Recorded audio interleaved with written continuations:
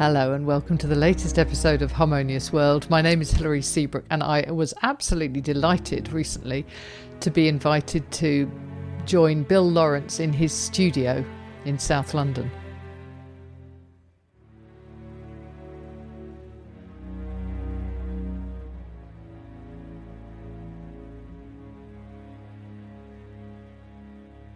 Bill is very well known as an accomplished pianist and part of Snarky Puppy. And what you're listening to now is Bloom, the title track from his album, which is out now.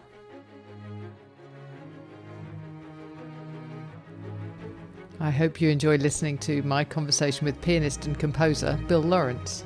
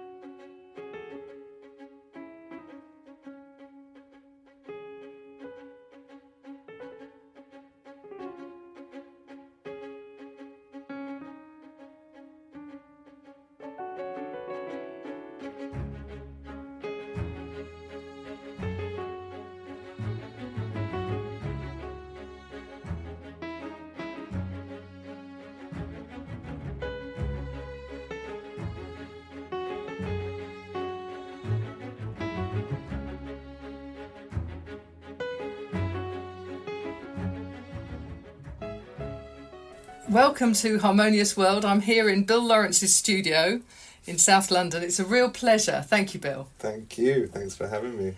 So we're primarily talking about Bloom, your album, which is just released, which is fantastic. But there's so much that I want to talk to you about. I've got a whole load of questions and things. So the first thing I want to talk to you about is the fact that when I saw you with Snarky Puppy in the bonkers gig at Wembley Arena. Oh, yeah. That was huge, wasn't it? It was a big one, yeah. It was a big one. That was October 2022, and that was only a few days after you'd recorded this in Manchester. And right. I think they couldn't be more different. Yeah, it's true. It's true.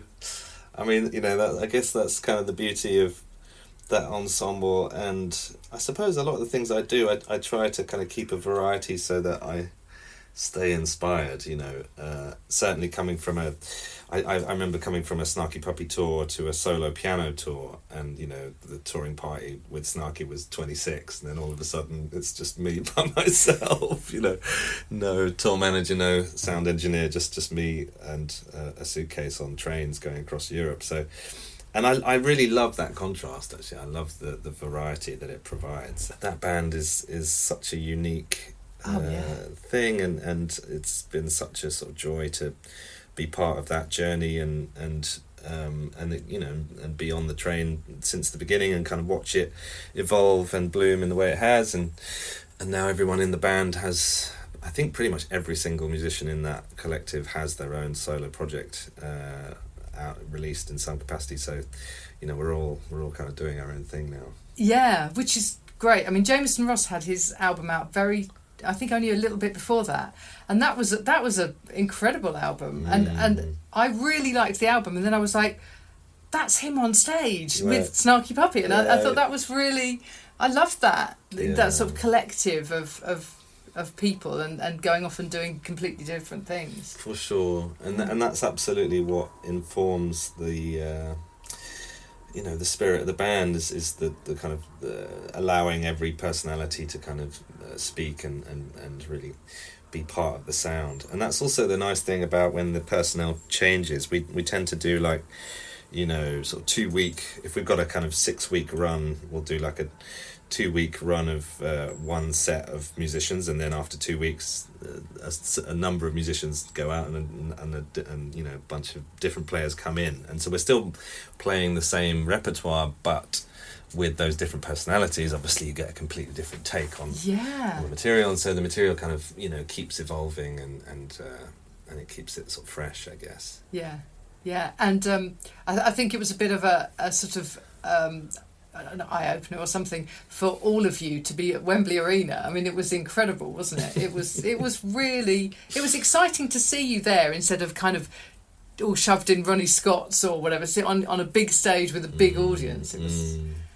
It does, we just have a blast. Yeah. In that context, and I suppose we as we always have, I guess we try to play to the room, and when it's a big space like that, we really try to fill that space sonically and with the energy, but equally when it's a smaller venue, we try to accommodate that too. I do feel like the Albert Hall is a particularly special venue in the sense that it can accommodate the full dynamic spectrum, so you can go all the way down, and obviously they do solo piano concerts there, and so dynamically you can literally hear a pin drop, and it can accommodate that dynamic, but then equally it's like perfect for a full turned up to 11 rock concert. So it's like try to fill both sides. Yeah, and I don't want to go on about the when I saw Snarky Puppy, but one of the things that was really interesting was you just played stuff from the album, and so there were no kind of you didn't do any. I don't think you did any covers at all. But it was all stuff that most people, they may have heard, if they heard the album, but it was all new stuff, and everybody was agog and just enjoying listening to it. And I think that's quite rare, because usually artists feel that they've got to play something that people are going to be familiar with, but actually that wasn't the case at all, and it was really exciting. It's nice that you picked up on that, because I think that's something we've talked about a lot on the tour bus, and something that Michael League has really tried to sort of do is create an audience, or create music for an audience that is capable and willing to do that and sit through a set of completely new music and be intrigued by it. And I think that's also about the kind of nature of the way we play it, which is that there's always a kind of element of freedom in how we play, and as I said, the kind of accommodating people's personalities, so every performance is always has a different flavour to it. Yeah. And then you had Where You Wish You Were with Michael League, and that was that 18 months ago? It must be only a year ago. It came out a year ago, I think. Yes. Yeah. So that was good, and that was on ACT as well, on ACT Records as well, wasn't it? And now you've got this. It's a solo album effectively, but you're with the Untold Orchestra. So what made you decide to combine kind of the solo piano with the strings and the orchestra thing? I think it was there was a point at which I made a conscious decision to I wanted to sort of leave the rhythm section out. Yeah. just for a moment, and see kind of what that did dynamically, and it was interesting. I mean, as soon as I made that decision, the album kind of wrote itself quite quickly in this studio. I wrote it all here. And I suppose once I'd made the decision that there was no rhythm section, I knew that the strings were going to have to play the role of the rhythm section. And so straight away, I was kind of thinking much more rhythmically from the point of view of the strings, and that they would kind of be, doing most of the legwork as far as like holding the grooves. And when we were rehearsing, we talked a lot about playing like a rhythm section as opposed to an orchestra. It was there was so much rhythmic stuff going on, and we had to really kind of hone in on that. But I'd been listening a lot to Vivaldi actually, and then also Steve Reich and Philip Glass and these more kind of minimalist composers, where there's like one ostinato that repeats, and there's a kind of electronic sensibility, particularly with Steve Reich, that really kind of resonated with me from sort of being a teenager, listening to a lot more electronic music. And but then I say, equally, I'm classically trained, and I think there was also an instinctive need to go back to my roots classically. And what I found was that suddenly there was all this space to write in, and I could, it's amazing how much space cymbals take up. Well, yes. Yeah.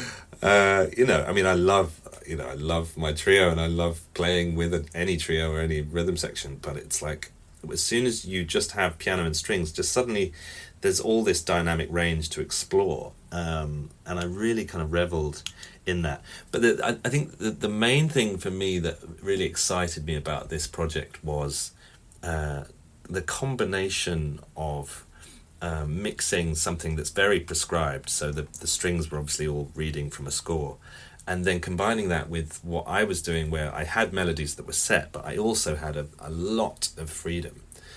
So a lot of what I'm playing is improvised, and I really was kind of interested in the space between those two worlds, and I feel like this is kind of, to me, where there's so much more to explore, and really where I think the magic is in this space between something that's prescribed versus something that isn't, and I think the kind of the rub between those two worlds is where the interest is, I think.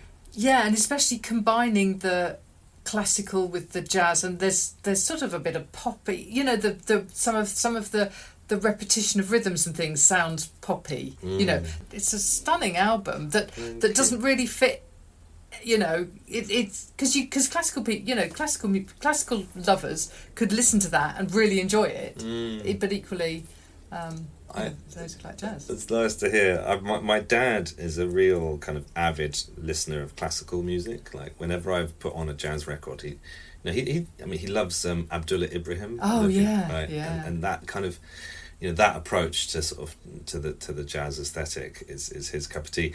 But so whenever I was growing up in the house, there was always classical music being played, and it seemed like the way he's responded to this record, I think, is like he said it's kind of one of his favourites because it's just it's the most classical sensibility. But I don't know. Yeah, I do feel like this is a world I want to spend more time in and explore further, because I've always I studied classical music at university. I majored in classical composition at Leeds University and had the opportunity to conduct an orchestra and had all these amazing experiences in the context of classical music.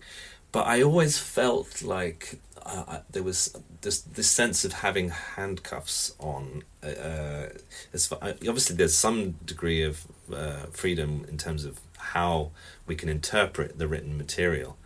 But I've always naturally felt comfortable in the context of improvisation, and the fact that there's just not even a kind of sniff of that in the classical world, it has always sort of interested me. Yeah. And so, because obviously all the classical greats back in the day, they were all improvisers. Absolutely. Right? Yeah. And so where's that gone?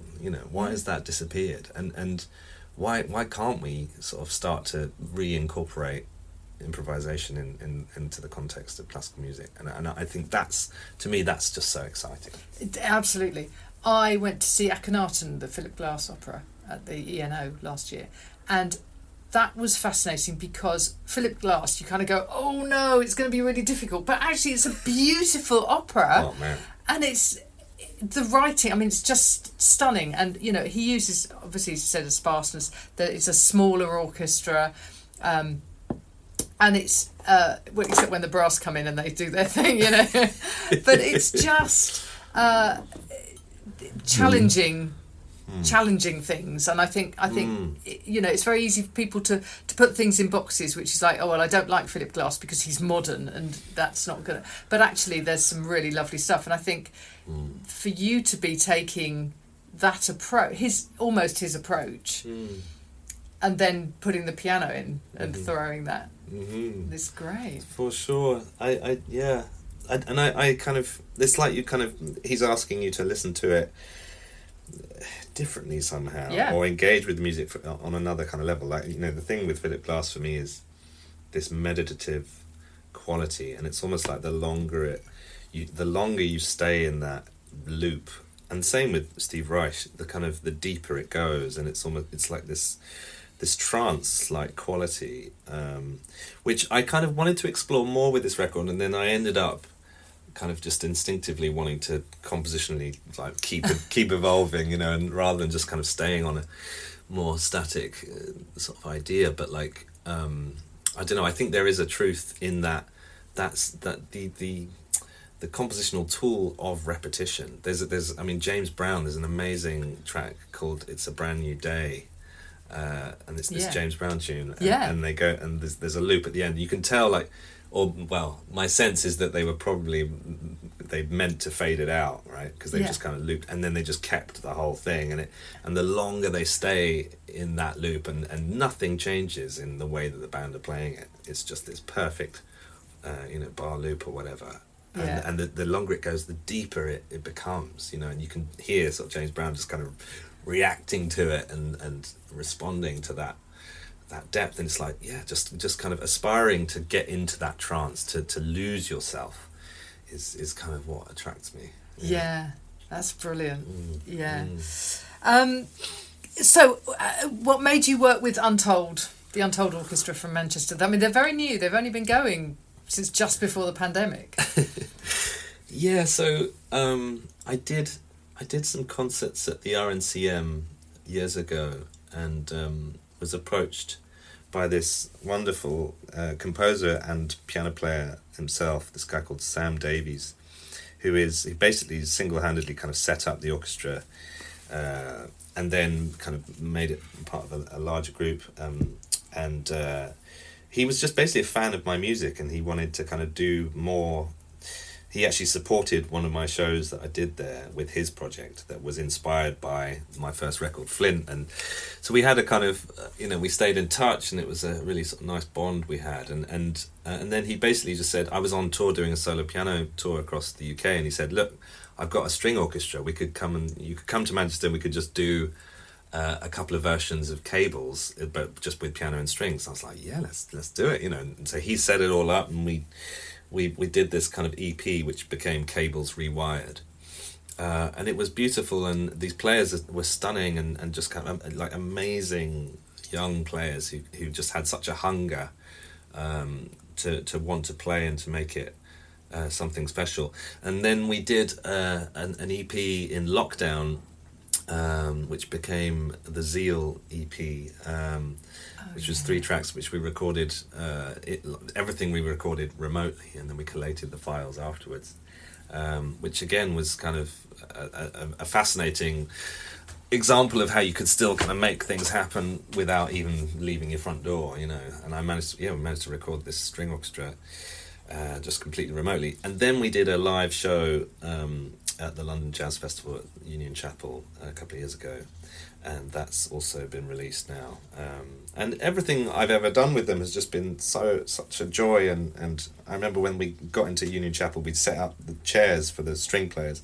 Obviously, the cellists had to sit down, but all the violinists and the viola players, they said, no, we're going to stand. We want to stand, And brilliant. And just that energy. It gives a different energy completely. Exactly, Yeah. And they just, there was just such a kind of vitality about everything they did.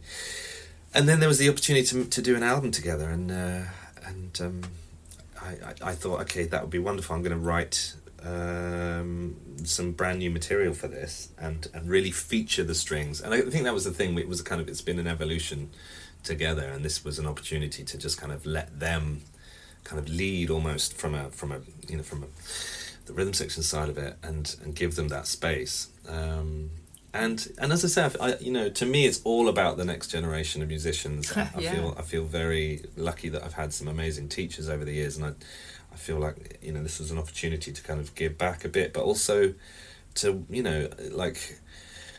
just that energy is what I'm looking for all the time, and I find it's more and more it's with the younger generations. They're just all about it. I did a thing with the Young Metropole in Holland. Yeah. And again, if you closed your eyes, it would it would be hard to tell the difference between them and the Metropole. Right. And if you open your eyes, they're all staring at you with big grins, going, "Let's go!" It's it's a special energy. Yeah, that's fantastic. So at this point in the podcast, I would like to play some of All at Once. The way that starts is really tricky. It's the rhythms go all over the place, and but so can you tell me a little bit about how you set about composing that, and what was going through your head when you did that?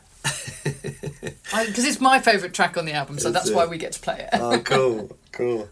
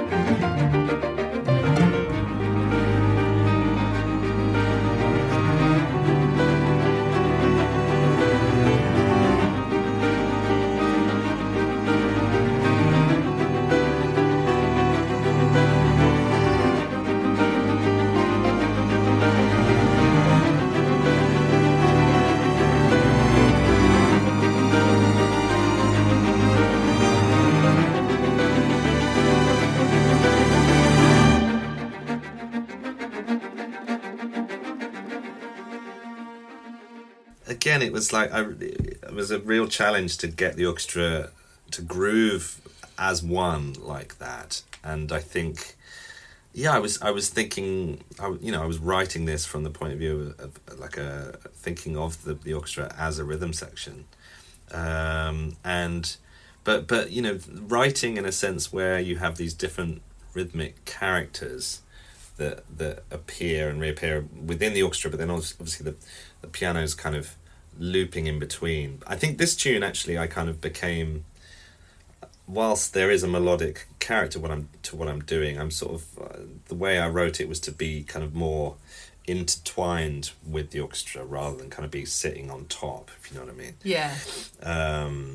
But the way I like to write with all my records, honestly, is I'm thinking very visually, and I'm every kind of section I kind of think of almost like a page in a children's storybook, and when you turn the page, or when you enter a new section, it's when you enter a new section, it's like turning the page in a children's storybook, and it's like a new scene, new characters, a new landscape, a new opportunity to kind of explore a new world, and I'm really kind of consumed by that as a writer. It's trying to create a sense of escapism.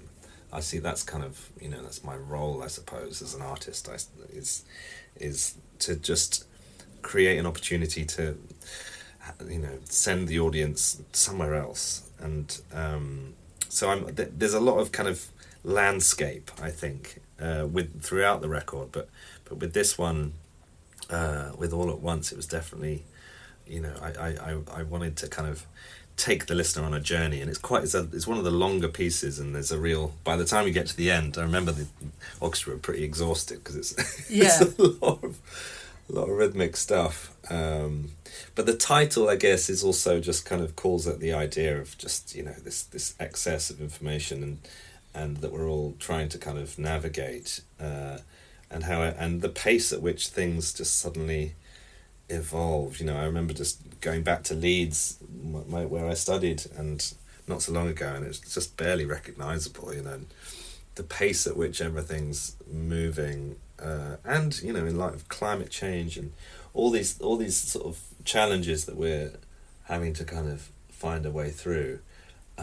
Just the pace at which they're all moving is kind of striking and alarming, and I think that was the kind of energy I was channeling when I was writing this. That's brilliant.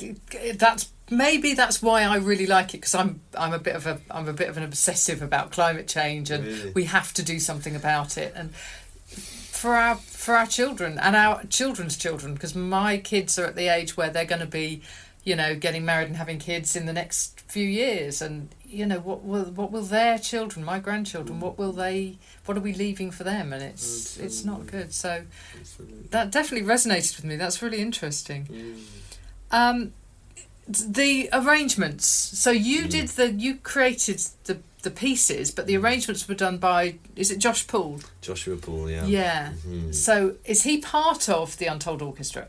Yes, he plays. He's a sax player, actually. Oh. A really beautiful sax player, and he's a genius. I mean, I have to kind of hold my hands up, and he was absolutely integral in realizing this music. I composed everything here in the studio, but then I handed it to Josh to put onto paper and to kind of go into more detail as far as dynamics and articulations and stuff, and he also kind of added moments of colour as well, in terms of just kind of again sort of elaborating on my initial idea, and I feel like the way that we work together is really really key to kind of why this album sounds the way it does. I feel like he really understands what I'm trying to do, and he complements my instinct like perfectly with his own kind of creative abilities, and he was absolutely a kind of a very significant secret weapon behind the scenes, realizing this stuff.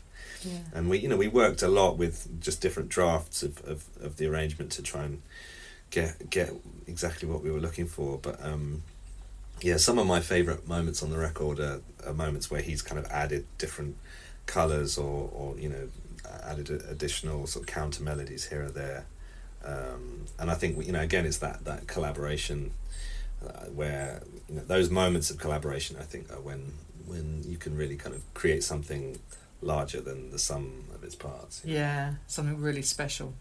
Definitely. So I noticed you've got your Jazz FM award from 2015 when you were breakthrough artist, breakthrough act. Back in the day. In the day. But I heard your interview with Nigel Williams. Nigel and I, we have a kind of understanding, and we kind of get each other completely. I think he's a great advocate for the music that's around us all the time. Absolutely. And I know he put on your live show earlier in the week, or last week, whenever it was. And I think we're lucky to have Jazz FM.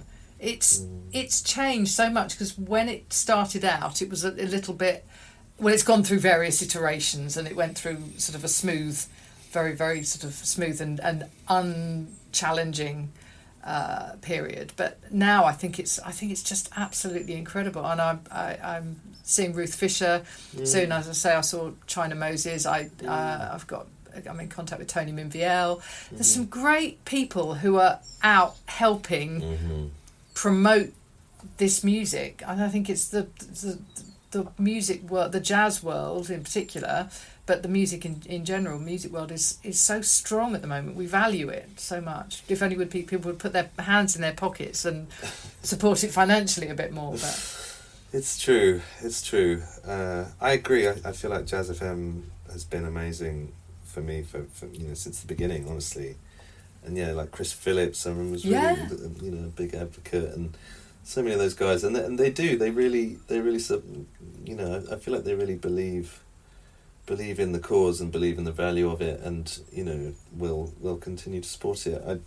I do feel like it's invaluable. The way the scene is changing is interesting. Like this new record, Bloom, like the kind of online influencers are now becoming the kind of There's this guy Josh from Somewhere Soul. I don't know if you know this online thing. And he has like 1 million followers or whatever, and he's been listing the record, and it's like, so the way in which music is getting to people is obviously shifting all the time, and it's something we have to just kind of continue to embrace, I think. And celebrate. But a lot of people often ask me, like, is it a disadvantage to now that you can't sell records in the way that you could in the past? And I feel like, to me, it's just all about embracing the time and whatever, and making use of it in whatever way you can. And obviously now, whilst you might not be able to, whilst everyone's streaming a record rather than buying it, the advantage is you can get your music heard in New Zealand at the click of a button in a way you never could before. And that's certainly the Snarky story, is just embracing Facebook and YouTube as a platform, as a means to kind of get the word out. And so I think it's just trying to embrace all these evolving avenues. Yeah, absolutely. So Bloom is out now, and I know that you're doing a sort of benefit gig on Friday for your son's school. That's brilliant. That's a really good thing. Thank you. I have to say, it's funny, I was just flyering this morning. It's quite humbling. I'm just like, just we printed some flyers, and I'm just going around just door to door, just literally putting them through letterboxes, and it's just it's funny, we've spent so long touring everywhere, yes, and being on aeroplanes for so much time, and then going and doing a great show and signing a t-shirt and then coming home, and I'm not devaluing that at all. Like I think it has its place, and it's obviously the main reason we tour. But something we were discussing before is I find more and more I'm craving something else to go with that. Is there a way that you can present the music and at the same time do something else simultaneously that raises money for a good cause? Or me and Michael League, we did a show in Kosovo like in September of last year, and discovered that people had crossed the border for the very first time in their lives to come to this festival. Wow. And it's like, wow, like we're playing a gig, and when we heard about that, obviously we approached the music differently too. It gave this kind of this depth to the music that, and this is the thing I find, I've been lucky enough to travel a lot and experience music and perform music in the way that I have in so many different places in front of so many different cultures, that what I'm reminded of is its power to unite. And what if there's a way of trying to kind of harness that on another level, like where you can and another thing that kind of made me think this was, we were lucky enough to meet Stevie Wonder when we Snarky Puppy were playing on this boat in the South China Sea. It's a long story, but it's true. And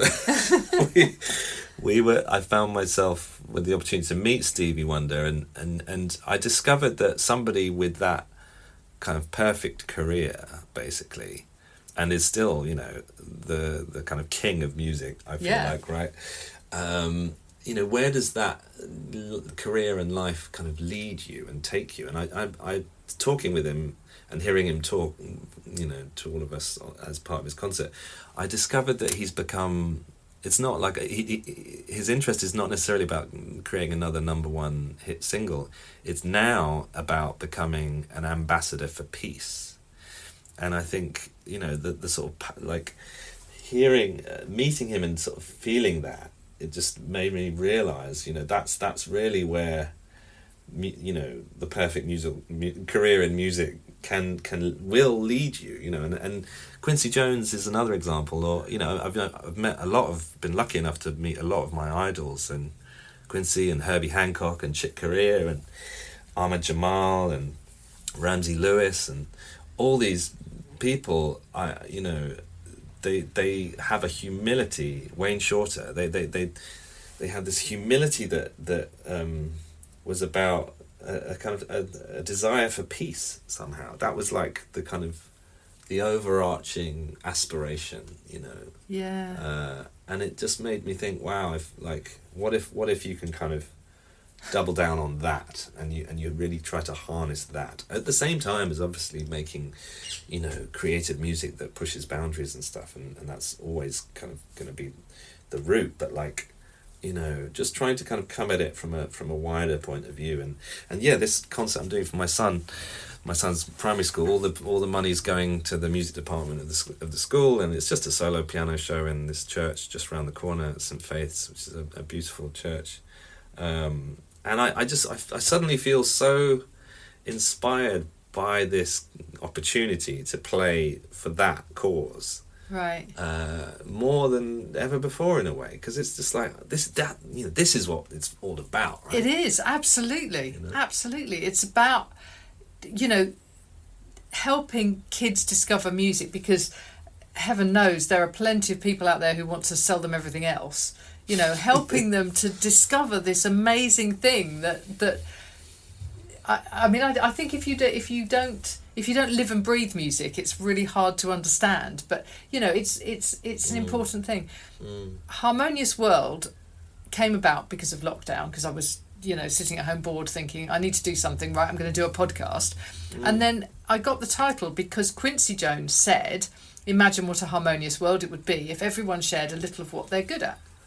And I went, that's exactly what I want to do. Wow. And that's, I think, why people have agreed to come on my podcast, is because they know that at the heart of it, it's about sharing stuff. It's about exactly what you've just said. And it's about, yes, it's about making music and doing the best you can creatively.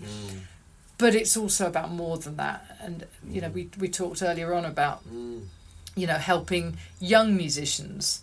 And, that's where we have a responsibility to focus our efforts, I think.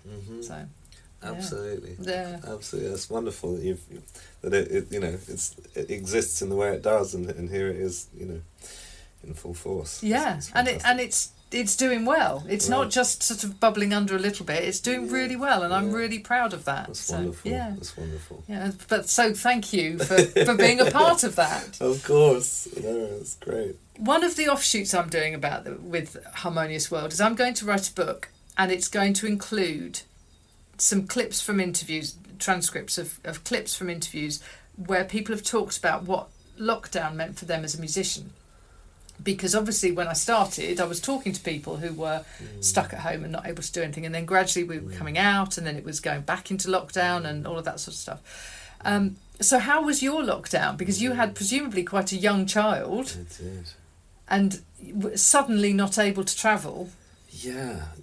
I mean, it's funny, I do feel really fortunate, honestly, in the timing of that, because, Jessie was born in October of 2019. Oh, wow. And then February of 2020 was lockdown, right? So he was, 5-6 months. And in a way, I mean, the timing couldn't have been more perfect, because all we were already doing or wanting to do was be at home and looking after the baby, and that's all we could do. That's all we were allowed to do. Yeah. And equally, we were having work done on our house, so we moved in with my dad and stepmom in Tufnell Park in North London. So, I mean, I will say it was, impossible not to regress to becoming a teenager again, which my wife can testify.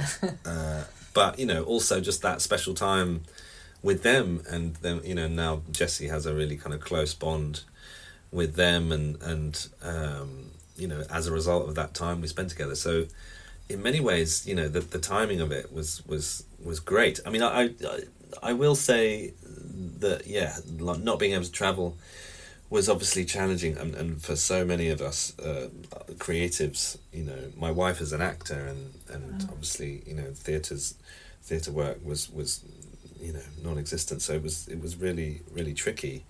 But I suppose, what interests me about that period is how it kind of did shift a focus, and it was almost like it turned a light on of, for a lot of people about the lives they don't want to go back to, right? And that sense of obviously way more people working from home now, and I feel that, like I've been touring a lot, but I have this studio at the back of the garden in South London, and the aim is to actually tour less frequently so that I can focus on releasing music from this space, and just be at home, more, and I think that's to me was the silver lining of the pandemic, I guess. Yes, and I think there's enough distance now that we're able to talk about the silver linings, because it was so difficult at the time. We couldn't see the there were no positives. It was just, it felt terrible, and obviously we were listening all the time to. I mean, I think we've forgotten, and that's one of the reasons I want to write this book, is because I think we've forgotten that awful thing of the graphs of how many people had died every day, and that was just, you know, we were living with that all the time, and I think it's only now with perspective, not to at all denigrate the value of those awful losses and the tragedies, but some of the benefits that came out, and some of the music that's coming out now that was written during lockdown is extraordinary. Absolutely. Yeah, I mean it was an unimaginable difficult time for so many people, and you know that should absolutely be acknowledged. But I suppose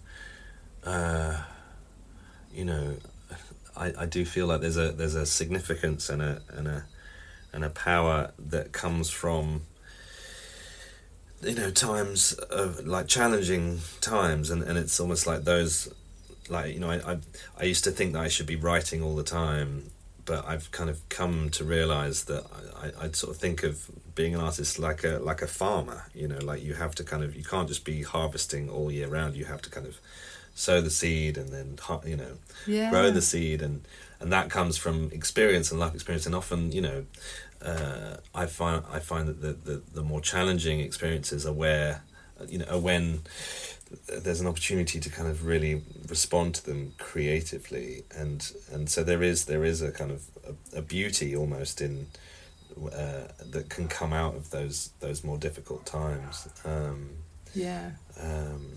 And it's just how we kind of harness that, I guess. Absolutely. Well, good luck with Bloom and with everything else you've got going on. Thank you. And thank you for joining me on Harmonious World. It's a pleasure. It's really, really great to be here. Thank you.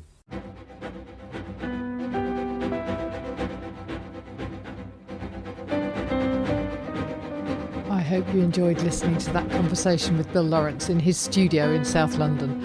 That was a real pleasure. What you're listening to now is The Right Time from Bill Laurance and the Untold Orchestra, and the new album, which is called Bloom. Thank you for joining me once more for Harmonious World. And please do everything you can to make this world a little more harmonious.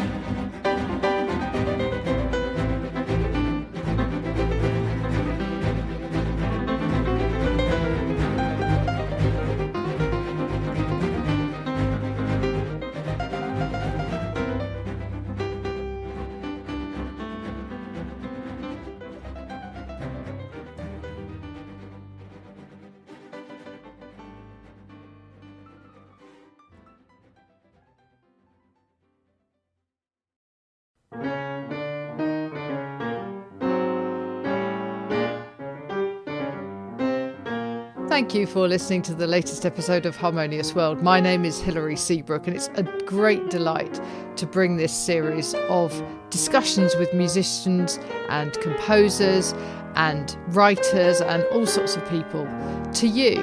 Obviously, there's no point in having a podcast if people aren't listening, and I'm very grateful to my listeners for doing so. Thanks also to Joe English for composing and performing this new theme tune. So wherever you get your podcast, you can leave a review. You can share this with your friends and family, either as a link or on social media and that sort of thing. I'd be really grateful for that. Don't forget that you can subscribe now. There's a link wherever you get your podcasts. So have a great week, and please remember why I started this, which is just to try and make the world a little more harmonious. Thanks for listening to Harmonious World.